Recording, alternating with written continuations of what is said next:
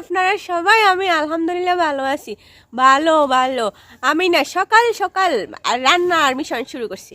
মানে সকাল হইতে রান্নার জন্য আপনার এই যে দেখছেন না আমার লাউ গাছটা, আল্লাহ এত সুন্দর সুন্দর লাউ গাছের আগা বাইর হয়েছে না, দেখছেন কতগুলা, কি সুন্দর এগুলা না, একদম আমার এই কত বড় বড় লাউ গাছটা আমি 20 টাকা দিয়ে লাগাইছি। হ্যাঁ, আর এখন আপনার অনেকগুলো আগা বাইর হয়েছে, এই যে এত বেশি আগা বাইর হয়েছে না।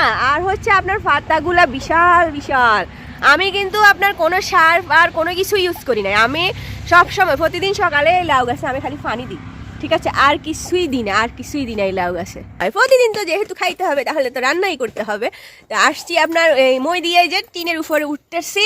তা আমি ভাবছি যে আজকে কয়টা আগা কাটি কাটি নিই, তাহলে আগা কাটি কাটি নিলে হয় কি আরও অনেক অনেক আগা বাইর হয়, দেখছেন? এগুলো নিলে এরপর আবার সুন্দর করে নতুন শাখা ফাশাখা বাইর হয়, লাউও ধরবে, অনেক লাউ আবার বাইর হয়েছে, ঠিক আছে? তবু আমি কিছু আগা নিচ্ছি, আজকে রান্না করবো। দেখি এভাবে করে করে কয়টা আগা নিই। হ্যাঁ, এগুলো না আপনার জল জল করে রান্না করলে অনেক মজা হবে। হ্যাঁ, একদম ফ্রেশ, কোনো প্রকার কিছু আমি এই গাছগুলোতে ইউজ করি না, ঠিক আছে? একদম প্রাকৃতিকভাবে বড় হয়, শুধু সকাল সকাল একটু পানি দিই, হয়ে যায়। এই যে এভাবে করে করে কয়টা নিই দেখামু, রাখেন। আমি মই দিয়ে উপরে উঠছি, আমার মইয়ের টেম্পার চলে গেছে, নতুন করে একটা বানাইতে হবে। প্রতিটি পাতার গোড়ায় গোড়ায় আপনার লাউ বাইর হয়েছে, এত সুন্দর। এইগুলা রান্না করলে না সেই হবে। কতগুলো নিছি না, কি সুন্দর, মাশাল্লাহ মাশাল্লাহ। আমি না আপনার এই লাউ শাকগুলো রান্না করলে না এত এত ভালো লাগে। নিজের গাছে তো, বাজার থেকে যদি এখন নিতাম এখানে 80 টাকা, আরও বেশি হবে, অনেকগুলো নিছি তো।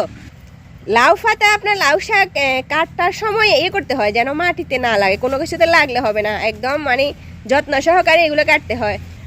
মানে আপনার এগুলাতে যদি কিছু লাগে তাহলে দুইলেও উঠে না। লাউ পাতার শাক হচ্ছে এরকম।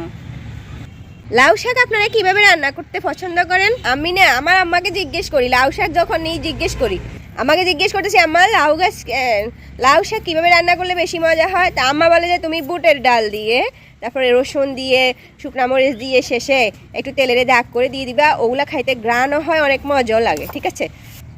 তো আজকে কিন্তু আমার বুটের ডাল নাই। হ্যাঁ, বুটের ডাল দিয়ে ওভাবে আম্মা যেভাবে বলে ওভাবে রান্না করলে কিন্তু মজা হয়। তো আজকে আমি চিন্তা করতেছি কী দিয়ে এগুলো রান্না করা যায়, দেখি। হ্যাঁ, বুটের ডাল কিন্তু ঘরে ছিল, কোথায় পাইতেছি না। এখন বুটের ডাল যেহেতু নাই, তাহলে কি দিয়ে রান্না করা যায় চিন্তা করতেছি, দেখা যাক। লাউ শাক কিন্তু আবার এইরকম লাউ শাক না ভাজি করলে সেই লাগে, সেই না। আমার আম্মা আবার বেশিরভাগ লাউ শাক ভাজি পছন্দ করেন। আম্মা দেখি বেশিরভাগ লাউ শাক ভাজি করেন, মানে ভাজি আমার কাছে বেশি ভালো লাগে। আমি অনেক সময় আমার জন্য পাঠাই দিই, আর আম্মা ভাজি খায়, পছন্দ করে, এই জন্য। আমার গাছ আছে তো, সব সময় প্রতি বছর পাঠাই, সব সময় তো থাকে। ও ডাল দিয়ে রান্না করলে ভালো বরকত হয়, খাইতেও ভালো লাগে। এগুলো এভাবে করে করে সবগুলো নিই আগে, ঠিক আছে?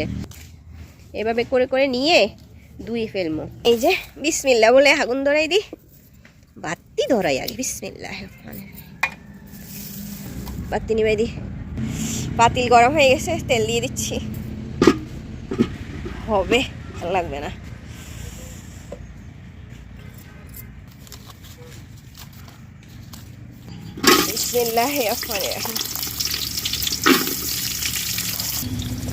আজকে কাঁচামরিচ, চিংড়ি মাছ, পেঁয়াজ রসুন সব একসাথে দিচ্ছি, ঠিক আছে? বেশিক্ষণ রাখা লাগবে না চুলায়, লাউ শাক বেশি করা লাগে না।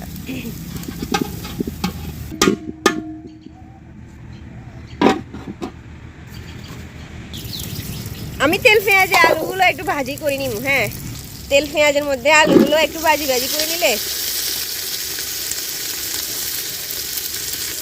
একসাথে একটু ভাজি ভাজি করে নিলে আমার কাছে ভালো লাগে। এভাবে যদি আলুগুলো একটু ভাজা ভাজা করে কষানো হয়, দেখবেন কালারটা খুব সুন্দর আসে না? এবার মশলাগুলো দিই, একটু পানি দিই। হ্যাঁ, মশলা দেওয়ার জন্য লবণ দিলাম, হলুদ। দেখছেন কি সুন্দর রোদ উঠছে না? শীতের দিনে এভাবে রোদ উঠলে না রান্না করতে ভালো লাগে না? মানে চুলার পাশে রোদ থাকলে রান্না করতে একদম ভালো লাগে, আরাম লাগে। শীতকালে বিশেষ করে, গরমকালে না আবার। গরমকালে তো আমরা ছায়া খুঁজি। পানি আর একটু দিলাম, কষাই, আলু কষাই, তারপর শাকগুলো দিব। ঢাকি দিচ্ছি কিছুক্ষণ, এরপর ঝাল দিয়ে আলুগুলো কষাই নি, তারপর শাকগুলো দিয়ে দিব। আলুগুলো কষানো হয়ে গেছে না, শাকগুলো দিয়ে দিয়ে এবার এখানে কালারটা কত সুন্দর আসছে তরকারির। শাকগুলো জগ করতেছে, তারপরে আলুগুলো কষাইছি, খুব সুন্দর লাগতেছে। লাউ শাক বেশি দেখে আমি বড় পাতিল নিয়েছি না, দেখবেন আমি এগুলা একটু হইলে ডাকনা দিয়ে ডাকি দিব না, ডাকনা না উল্টাইলে না, ডাকনা উল্টানোর পরে এগুলা একদম পাতিলের নিচে পড়ে যাবে না। শাক পাতা এরকমই বেশি লাগে, তো বড় পাতিল নিয়েছি এই জন্য। খোলামেলা রান্না করবো, যে কোনো জিনিস খোলামেলা রান্না করলে ওগুলো আপনার ভালোই হয়। হ্যাঁ, তাছাড়া আপনার এতগুলা শাক কিন্তু ছোট কোনো পাতিলে হইতো না। আমি আমার আম্মার দেওয়া আব্বাজানের পাতিলে আজকে রান্না করতেছি।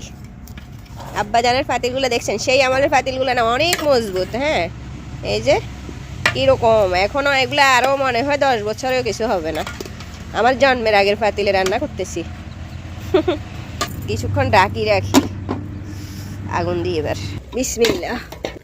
এই যে কত সুন্দর একদম মাখা মাখা করে রান্না করছি, বুঝছেন? বেশি করি নাই। হ্যাঁ, বেশি করলে চুলা বেশিক্ষণ রাখলে না এগুলো নরম নরম হয়ে মানে খাইতে ভালো লাগে না। একটু লবণ দেখি। হ্যাঁ, আমার মতো এইভাবে করে ওয়াও, সে হয়েছে। হালকা একটু লবণ দিই। হ্যাঁ, হালকা লবণ একটু লাগতেছে, দিলাম। আমার মতো এইভাবে করে কার কার লাউ শাক খাইতে ভালো লাগে বলেন? কার কার পছন্দ এইভাবে? আপনারা দেখিয়ে এইভাবে রান্না করে দেখিয়ে অনেক মজা লাগবে, কিন্তু আমি সত্যি বলতেছি। হ্যাঁ, দেখিয়ে এইভাবে করে রান্না করলে, আরও এখন শীতকাল না, নতুন আলু আছে না, তারপরে চিংড়ি মাছ আপনারা স্কিপও করতে পারেন। চিংড়ি মাছ আমার কাছে আছে, দিলাম আর কি, একটু ভালো লাগে। আর বাচ্চারা চিংড়ি মাছ খায়, এই জন্য দিলাম। না দিলেও হয়তো, এমনিতেও কিন্তু মজা হইতো, মাছ টাছ লাগে না। হ্যাঁ, এইভাবে করে ভালোই লাগে। সবগুলো মশলা আপনার ঠিকঠাকভাবে হইলে যে কোনো তরকারি স্বাদটা বাড়ে না। আমি ভাবছিলাম যে রান্না শেষে একটু রসুন দিয়ে, শুকনা মরিচ দিয়ে তেল দাগা দিতাম, বুঝছেন? কিন্তু এখন লাগতেছে না, অনেক ঘ্রাণ আর সুন্দর হয়েছে। হ্যাঁ, মানে খাইতে ভালো লাগছে আর কি। তো আর আজকে এটা দিব না, বুটের ডাল দিয়ে রান্না করলে ওটা দিতাম আর কি, রসুন আর শুকনা মরিচ দিয়ে দাগাই। তো এখন আপনার গরম ভাত, এই যে রোদ উঠছে, আজকে ভাত কম খামু, শাক বেশি খামু। মানে আজকে শাক রান্না করছি, শাকের লোভে পড়ে গেছি, ঠিক আছে? ভাত কম নিয়েছি আর শাক কিন্তু অনেকগুলো খামু, বড় পাতিলে রান্না করছি। আর আমার নিজের লাগানো গাছের শাক বলে কথা না। তো ঠিক আছে, ভালো থাকবেন সবাই, আল্লাহ হাফেজ।